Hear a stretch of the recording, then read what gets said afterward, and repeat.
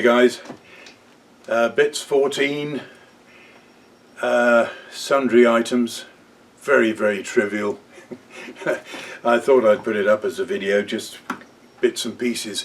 I'm actually working on some toe clamps for my fixture plate, and you'll see a video on those when I get them done. So for now it's just bits and pieces, like oh, some threads.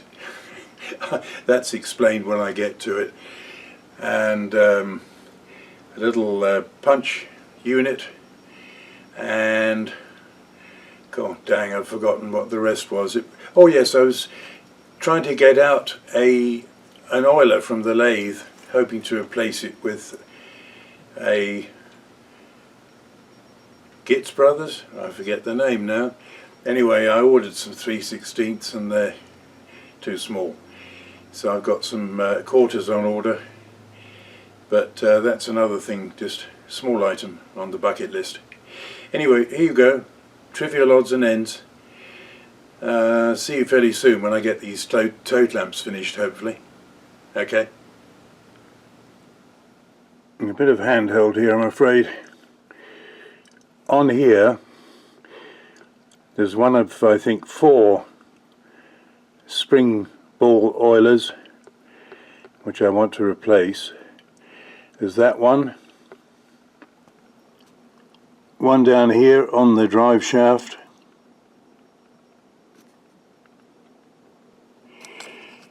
and one here, that's on the output end for the lead screw.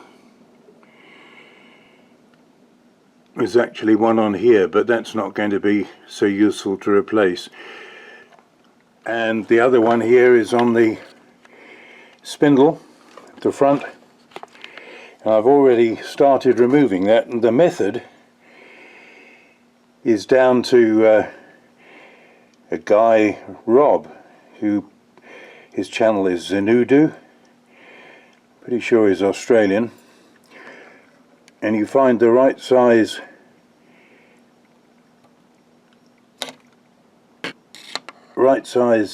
sheet metal screw and get it in there and take it out.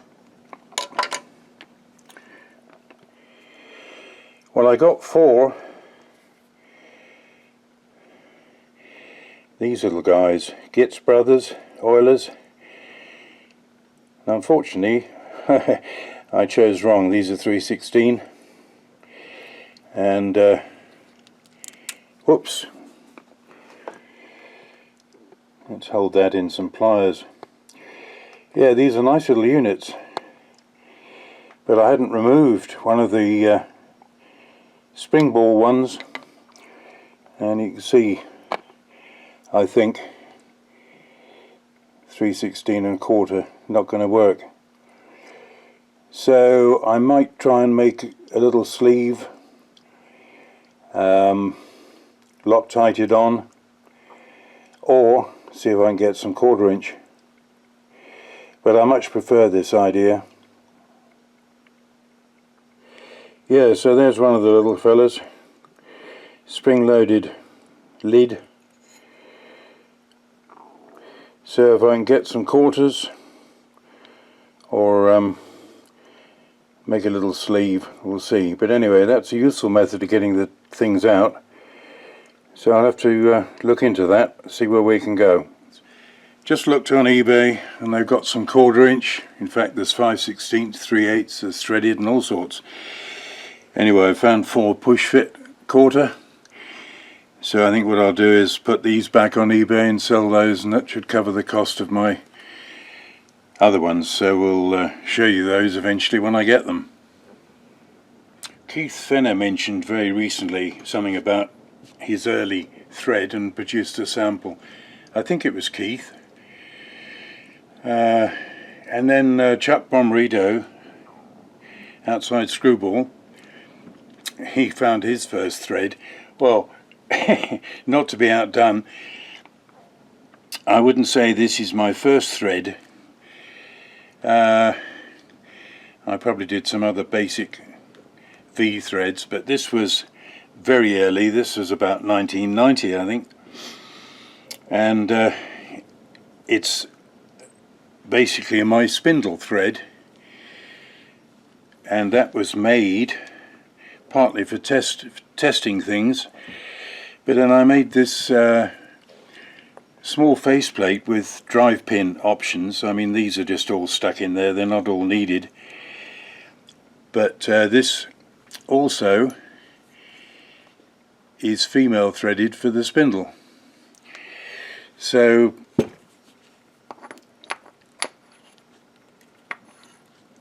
let's just put that on. Alright, that's not how it would be used, but those were two of my very, very early threads, and these were particularly awkward because of the tolerancing. It's an 1 3/4 8 TPI square thread, so not quite as easy as the 1.5" regular one on Craftsman and other spindles. So that was just, say, not to be outdone, the pretty early threading effort, but it was an interesting one because of the critical nature. I keep going out of frame here, there we go. This was welded, and I suppose, well, in some places wasn't too bad of a weld, and I put it in the lathe and just machined off some of the weld. It wasn't too bad back when my hands were steadier. So this is only what is that now? It's 4.5 inch, but for working between centers, just have a center sticking out here, and quite useful. I got a big faceplate, but this one is ideal for driving small work between centers. Here's something I rediscovered the other day because I wanted to punch a hole, and I don't know what its actual origin is. This was some company in Mass. Anyway, it's a shim punch, or they call it a shim punch. Actually very, very handy. It will only take, keep going out of frame here, it will take I think that's 3/16, sorry, 3/32, I think it's about the max, but for something around about 1/16 or thinner is dead easy. And the punches, they're quite nicely finished. If I remember rightly, the God, I can't stay in frame. The cutting edge there is very slightly concave, very tight fit in the that's the 1/2 inch. Very good fit in the hole. And there's a piece of, I think it's probably about 22 gauge aluminum in there.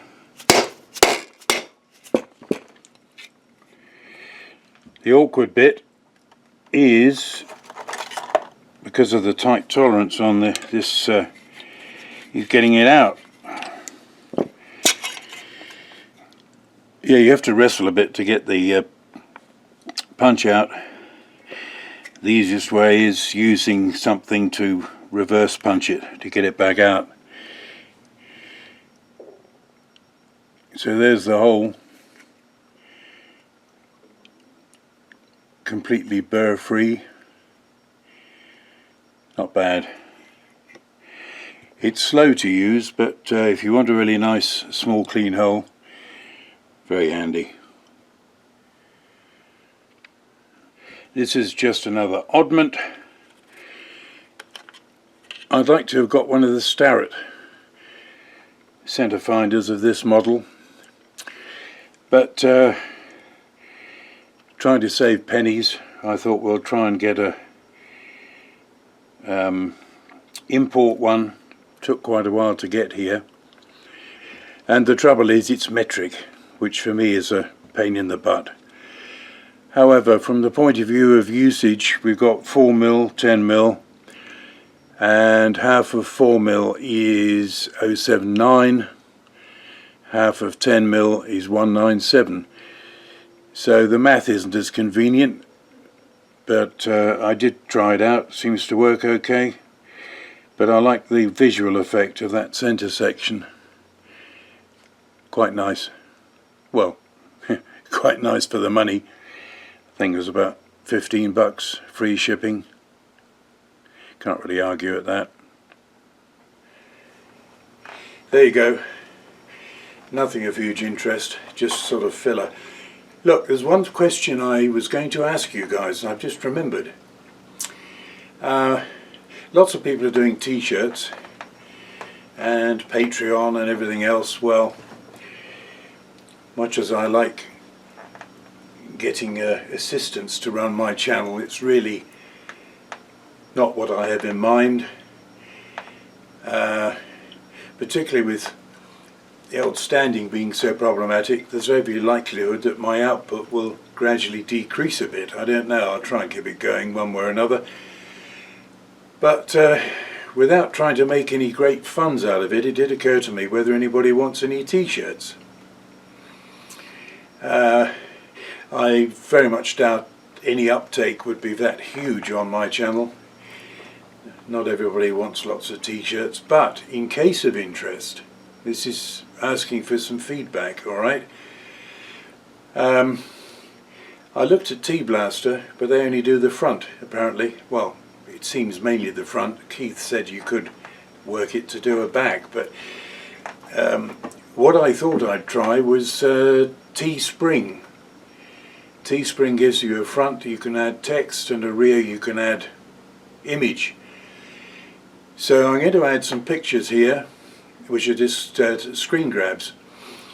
The front's just the old man's shop. The rear is my Gears logo, and it's the newer version where they don't lock up properly with each other.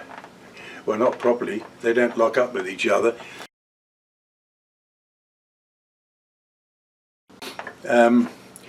And that's just as an example. Maybe too big, maybe too small, I don't know.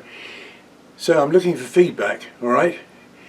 If anybody thinks they would like a t-shirt, and I've got to probably order or set up for enough to get the price down.